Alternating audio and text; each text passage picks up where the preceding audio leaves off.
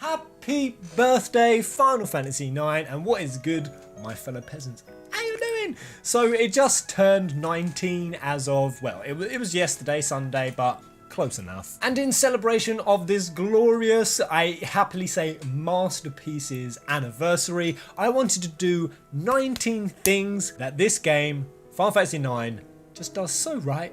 A wholesome team of characters, of characterizations. I have to start there because 9, in my opinion, it has some of the most interesting, intriguing, unique, fully rounded characters of perhaps any of the series. Whether it's the heart-tugging, matured tragedy that you sense underlying Freya's story, or whether it's the simplistic kind of beauty we can all relate to in Quina.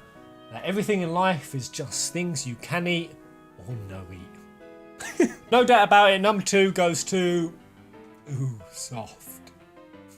Objectification. Get out of here, Granny. Oh. These guys, Zorn and freaking Thorn, these creepy ass old clouds. I often think that the 9 remake would be amazing, but at the same time would be creepy and terrifying just because of these two. I mean... they're like 88 years old. You just imagine these malevolent, ancient, old, crusty clowns, and just their speech pattern is so weird. I love Zorn and Thorn. They are definitely something FF9 did right. A aesthetic, definitely. And I'm kind of surprised I'm adding this because I'm going to confess a long time reason I didn't play FF9 or delayed it was the visuals always looked strange to me. I wasn't sure about the look of the game, and yet after playing it I can wholly say it is one of the strengths, the leading qualities of this title, the rich medieval aesthetic, the variety, the diversity. Every single town as I was approaching it I would get this swell of excited anticipation just because I knew how much waves of character it was going to have and how immersive it just made the game. Number 5, 9 goes deep. I mean, it goes really deep. It goes into the nature of the soul, into life, into existentialism, in a way that I really don't think any other Final Fantasy actually got quite as close. It has the potential to blow open the mind and concepts of anyone who cares to look deep enough. And in fact, I did a video on it titled, Did Garland Succeed? This was quite a cool theory video I did. I'll leave a link in the description. Check it out. And while we're talking about villains, this is going to lead me into my next point, which is number 6. A villain like no other. This tarpish, homogeneous god of war, which is exactly what he is. I believe Kuja, his name in Hindu, is actually the same for what they call Mars, obviously the planet for the god of war. And in other translations, including the Japanese, it also means born of earth, which might allude to him being a Terran, and just everything with Kuja really carries the game. Kuja gets his whole own point. Best final dungeon? I mean, there's quite a few I like. I definitely like Pandemonium Type 0, but Memoria, I mean, if anyone said that they didn't enjoy Memoria, you're lying. That's it.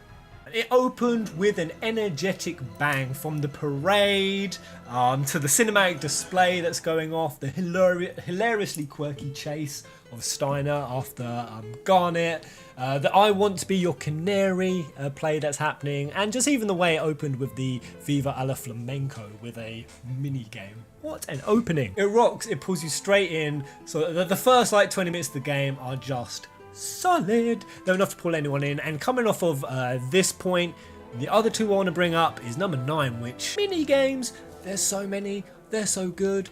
10-2 is my favourite with mini games, but 9 is pretty damn close as well. My favourites are the VV rope jump and the Chocobo hot and cold, but there are just so many others that you could just spend insane numbers of hours playing. And backing that straight up, number 10, the soundtrack, the OST is so unique, and it's so styled to the game as well. So many good themes. I mean, how do you even come up with something like this?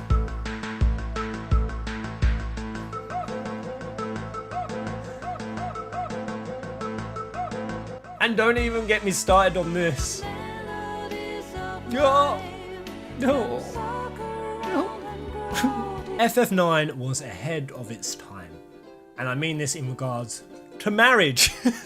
Interspecies, possibly same sex, or no gender at all, non-gender, fluid gender, one of 86 genders, I mean, we won't go into the age thing because that's kind of weird, but the union that we see happen in this game is one to echo through all the ages. I feel like it was a foreshadowing to the era of marriage we have today, and whether that is unconditional love, unity, or simply mutual arranged benefit, it's all encompassing. It is love. So I've seen many a game where the main protagonist does a significant thing with their appearance as a symbol of their character development, and you know, many of that is the chick cutting her hair, but none did it better than Garnet.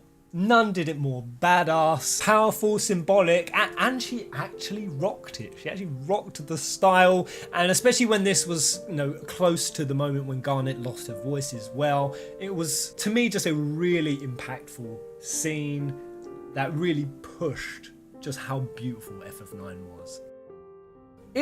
Still is. And number 13, just as equally beautiful, pissing with a mate. We've all done it. It's relatable. Nothing builds friendship more. Honestly, if I could pee with every single one of you guys, my subscribers, I would. Bit weird, Pez. Just subscribe or I pee on you. 14, hope. It gave us hope that if a guy like Steiner could land a chick like Beatrix, then it gives all of us goofy, dopey, semi-silly sods with a big heart, then it all gives us hope for a better tomorrow.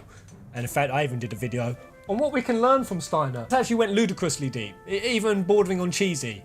I'll leave a link in the description. 15 goes out to trancing. Oh, it's such a cool limit break. It just made the combat feel badass whenever it happened. And my favourite colour is purple. So trancing is so awesome. It was tied into the story, it had huge significance at the end. And it's also what carried the pretty rubbish the City NT storyline, in which I do think the best thing that came out of that storyline was thanks to Trance, because it gave us this scene here. Let's show them the Requiem.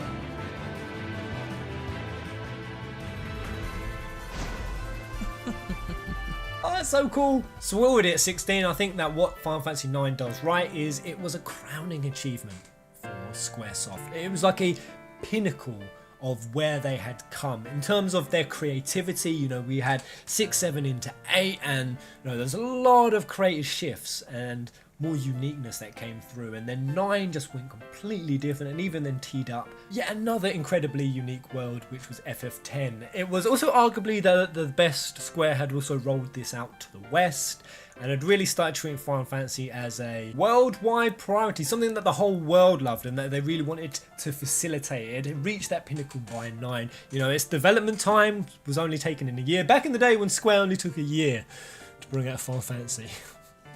Oh god, those were the days. Because it also had one of the most solid translations that we had ever seen, and in fact many outlets commended it for just that, stating how it become a testament to how good Square's localization staff had become. Which brings me to 17. Did I say 16 before? I might be getting my numbers thrown up, but you guys get it.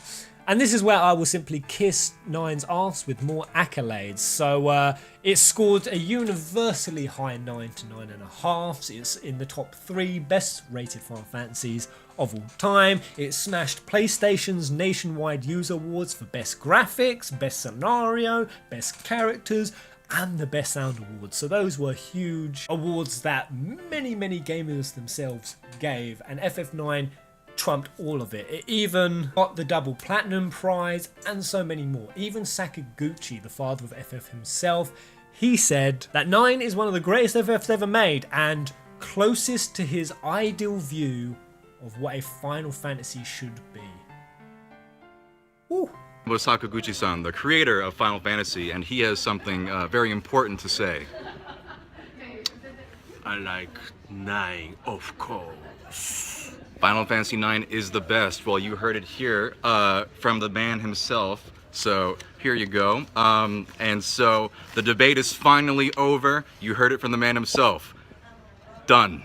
And the last 2, and I know that I should just simply get deeper and deeper from here on out, but womanizing Oglob is a nation leader.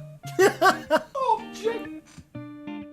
Quark. And finally, all I can say is that while there are so many points that I could add on what Final Fantasy IX does right, and I want to know in the comment section below what you would add to this list. The last thing I would use this point for is to say that if you haven't played it, I highly encourage you to do it, because the thing that it does right is it still holds up today. It really does. The charm, the uniqueness that just permeates throughout this title, I feel has never even been replicated or got close to replicated, or probably ever will again. No matter what era or generation you go back and play 9 in, you're pretty much always guaranteed, love it or hate it, to at least get a unique, fresh experience that you're not really going to get a taste of in many other mediums. So go and do it. If you happen to have never played it and you're new to the Final Fantasy series, because I know there's so many newcomers to the series, go pick it up. There's so many awesome ports out there. Personally, what ones would I recommend? Well, the PC Steam port gets pretty well received. Now, and that's nice considering that there's many Final Fantasy PC Steam ports that have not done so well, but it's a pretty solid one for 9. As for the latest, very recent ports to the Switch and Xbox One, I've heard a little bit more mixed reviews on those. Some saying that the audio is very compressed and it's not up to the deserved value that 9 should be as a port.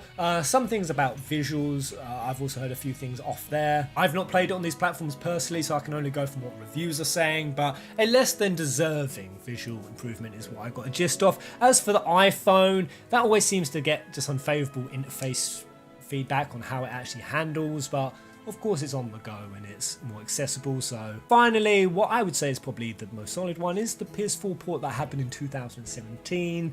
That's definitely got the highest reviews. I've played that version and it was all round very, very solid. And in fact, the PC version, PS4 version, sorry, it got a solid score and even number 22 of best PS4 game of the year for 2017, which when you actually think about how legacy this title is, that is actually pretty insane. So there we go. Happy birthday, Final Fantasy IX. Thank you for all the feels and frolics that you have brought to so many fans, and yeah, I do want to take this time to go down and call it Final Fantasy IX Day in the comment section. Go down there. What do you love? How old were you when you played it? I was really late to the scene. I think I was like 17, 18 when I played it. Really old. And I hadn't even started watching anime at this point. So the fact that such a chibi cutesy game became so endearing and had so much heartfelt passion and also still deep themes that still resonated with me at that age, truly is a special game and deserve its well earned and I think solidified position as one of the masterpiece Final Fantasies. The crown of the golden era. But thank you very much for watching. Comment, like and subscribe. Until the next video. Guac. Well, hello there. Well done for making it to the end of this somewhat troublesome video. If you would be so kind as to press the subscribe button. But don't get too close. I'm not an object for your virtual molestation. So click it, but not too close.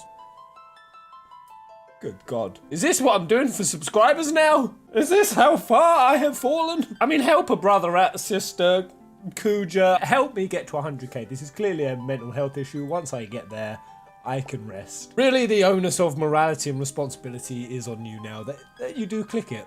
Thank you.